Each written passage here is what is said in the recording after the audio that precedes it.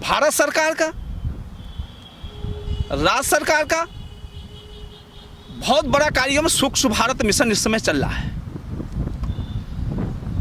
कोविड-19 संक्रमण महामारी पूरे देश और प्रदेश में अपने पांव पसारे हुए है।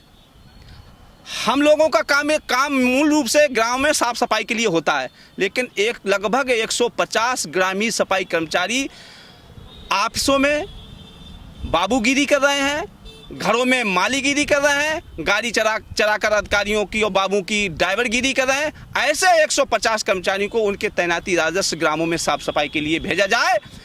24/7/2020 को माननीय हाईकोर्ट ने यह आदेश कर दिया है। शासन ने कई बार पत्र जारी करे हैं। 11 दिसंबर अभी पिछले दिसंबर को भी एक पत्र जारी हुआ था। जो अटैचमेंट कर्मचारी हैं उनका मूल काम सफाई करने का है, तो उन्होंने ऑफिसों से, घरों से ड्राइवरगिरी करने से उन्हें गांव में भेजा जाए, लेकिन ऐसे कर्मचारियों को गांव में साफ सफाई के लिए नहीं भेजा जा रहा है। ये भी मांग हमारी शामिल है कि कैसे स्वच्छ भारत मिशन सफल होगा और कैसे कोविड-19 महामारी संक्रमण से हम बच सकेंगे। हमारा काम साफ सफाई करने का है, ना कि बाबूगिरी करना। ऐसे लोगों को गाँव साफ सफाई के लिए भेजा जाए। इसके लिए हम आज उसी मांग को भी लेकर शामिल हुए हैं और हम आपके चैनल के माध्यम से कहना चाहते हैं, अगर ये मांगे हमारी 15 जनवरी से पहले पूरी नहीं की गई तो 15 जनवरी 2021 को एक जोरदार प्रदर्शन कर, आंदोलन कर, विकास भवन का घेराव कर ज्ञापन सौंपा जाएगा, जिसकी सारी जिम्मेदारी जिला प्रशासन और जिला पंचायत अधिकारी महोदय डीपी बरेली की और हमारे विभाग की होगी। ये हम कहना चाहते हैं। हमारी जो मूलभूत समस्याएं हैं, मांगे तो नहीं कह सकते हैं, ये समस्याएं बनी हुई हैं। 7वें वेतन आयोग में जो बढ़ोतरी हम लोगों के जो वेतन में की गई थी, उसका जो अवशेष एरियल बना था, उसमें 240 कर्मचारियों को अब तक उसका भुगतान नहीं किया गया है। जबकि शासन ने जो बजट जारी किया था, उसमें विभाग को साफ निर्देश और आदेशित किया गया था कि वित्तीय वर्ष 2019-20 में इस बजट से इन लोगों के एरियल का भुगतान कर दिया जाए। लेकिन विभाग द्वारा इतनी बड़ी गलती की गई कि 26 मार्च 2020 को बगैर भुगतान किए 200 ग्रामीण सफाई कर्मचारियों का वो बजट शासन को वापस भेज दिया गया, जबकि उनका पेमेंट उस बजट से होना चाहिए। वो विशेष तौर से वो बजट शासन ने उसी एरियल के पेमेंट करने के लिए दिया गया था।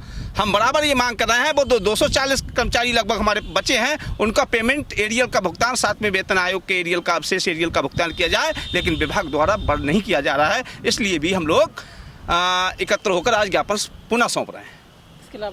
इसके अलावा 1390 1943 कर्मचारी कार्यरत हैं। 1390 लोगों को एसीपी का लाभ मिल चुका है।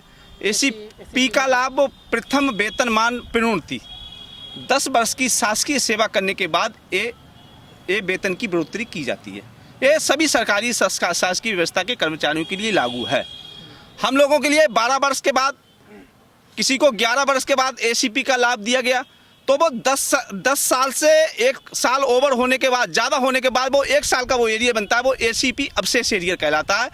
उसका भी अभी तक भुगतान नहीं किया गया है। ऐसे 1390 कर्मचारी बरेली जनपद में हैं। 438 कर्मचारी जो वंचित रह गए, 1900 कर्मचारियों में 1390 को मिल गया एसीपी का लाभ। बाकी जो 438 कर्मचारी मिले, बीच में जो आए मृतकाशत में, जो बचे हैं, उन्हें अभी तक एसीपी का लाभ नहीं दिया जा रहा है। उन्हें भी एसीपी का लाभ दिया जाए। बाकी सेवा पुस्तिकाएँ हम लोगों की नहीं बनाई गई हैं। 12 वर्ष आज हम लोगों को सेवा करते हुए हो गए। हम लोगों की सेवा पुस्तिका हर कर्मचारी की एक जन्म कुंडली टाइप की जो होती है, उसे हम शासकीय भाषा में उसे सेवा पुस्तिका कहते हैं। हर कर्मचारी की एक सेवा पुस्तिका होती है। उस सेवा पुस्तिका को आज तक 12 वर्ष की सेवा करने के बाद भी हमारे विभाग में पूरी नहीं की गई है।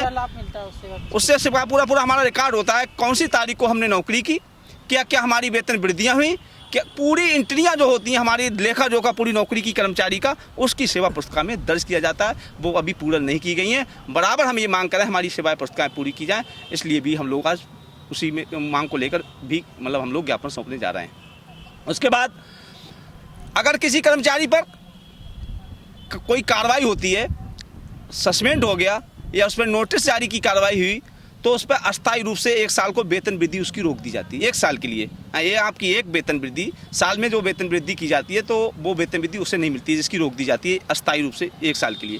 1 साल के बाद पुनः उसे लागू हो जाती है, 1 साल का उसे दंडित कर दिया जाता है। लेकिन ऐसे कर्मचारी 2-2 साल की समय सीमा पूरी कर चुके, रोकी गई थी 1 साल के लिए, लेकिन 2-2 साल की समय सीमा पूरी कर के उनके वेतन बिल में वो वेतन वृद्धि अभी तक नहीं जोड़ी गई है।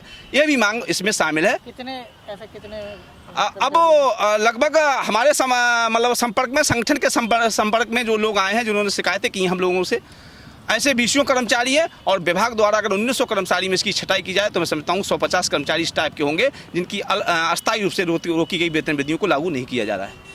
जो मूलभूत मांगे हैं उसको लेकर अभी तक जो एसीपी से वंचित कर्मचारी हैं वो एसीपी लगाई जाए और जो हमारी अवशेष एरियर की धनराशि है एरियर की धनराशि को दिया जाए।